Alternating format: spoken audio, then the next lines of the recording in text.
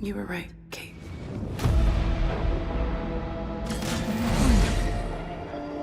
My sister is gone.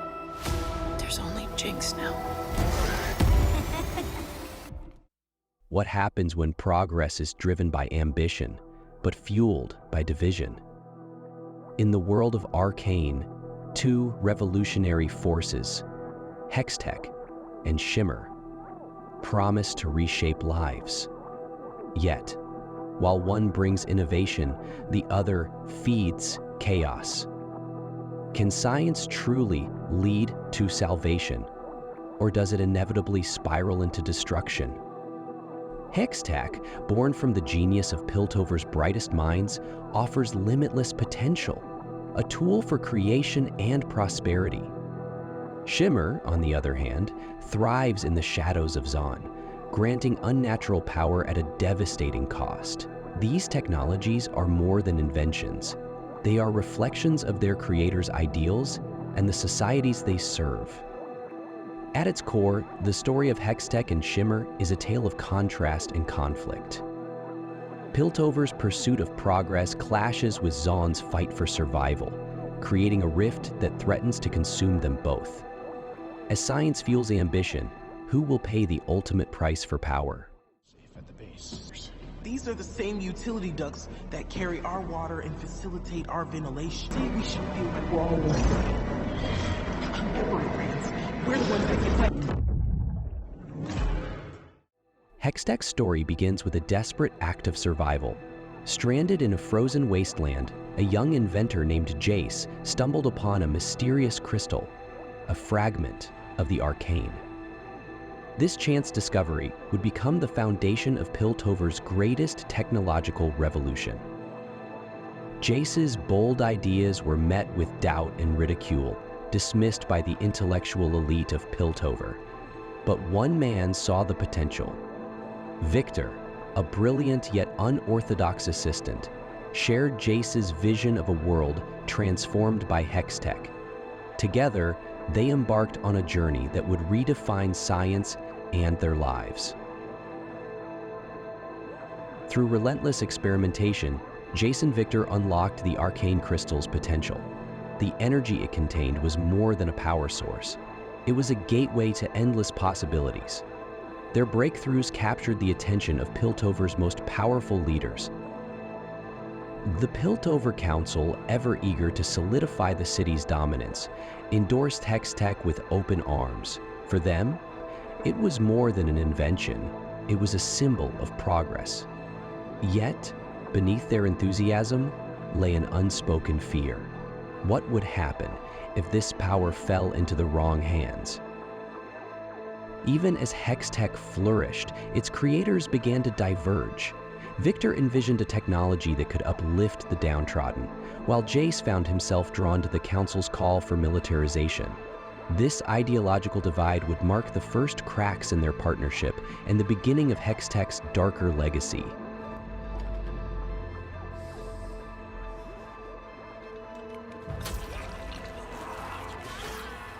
While Piltover celebrated its technological advancements, the people of Zaun lived in the shadows, scraping by amidst toxic air and crumbling infrastructure.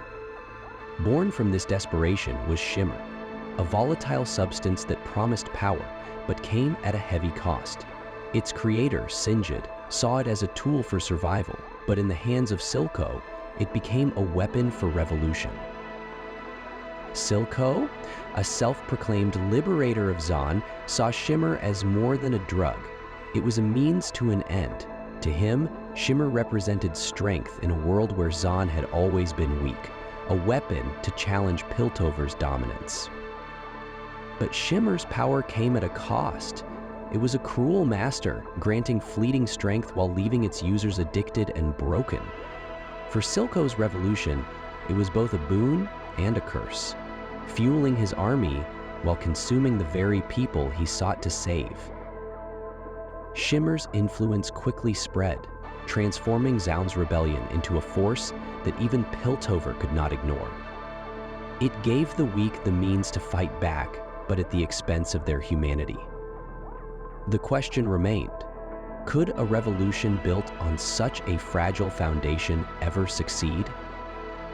For those who turned to Shimmer, the price was often their lives, their minds, or both.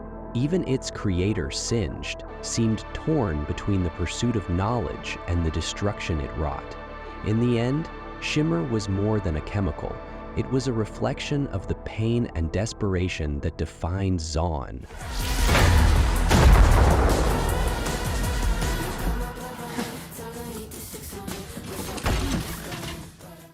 Hextech and Shimmer, two forces born of science but worlds apart in purpose and impact. Where Hextech brought prosperity and progress to Piltover, Shimmer fueled rebellion and destruction in Zaun. Their inevitable clash would spark a conflict that neither side could escape. As Shimmer spread through Zaun, Piltover saw it as a direct threat to their control. Armed with Hextech-powered defenses, the city's leaders sought to crush the rebellion before it could reach their shining towers. But for every step Piltover took, Zaun retaliated with Shimmer-fueled ferocity. The streets of Zaun became a battleground, where science and desperation collided in violent outbursts. Hextech's precision clashed with Shimmer's raw power, turning the Undercity into a war zone. But in the chaos, it was the people of Zaun who suffered most. For every victory claimed by Piltover or Zaun, countless lives were lost or destroyed. The human cost of this technological arms race began to overshadow the promises of progress. Hextech and Shimmer were no longer tools. They were weapons in a war that had spiraled out of control. Even Victor, once a champion of progress, began to question the morality of their work. Was Hextech truly the beacon of hope they envisioned? Or had it become a symbol of Piltover's greed and oppression? As the lines blurred between innovation and destruction, Victor faced a choice that would define his legacy.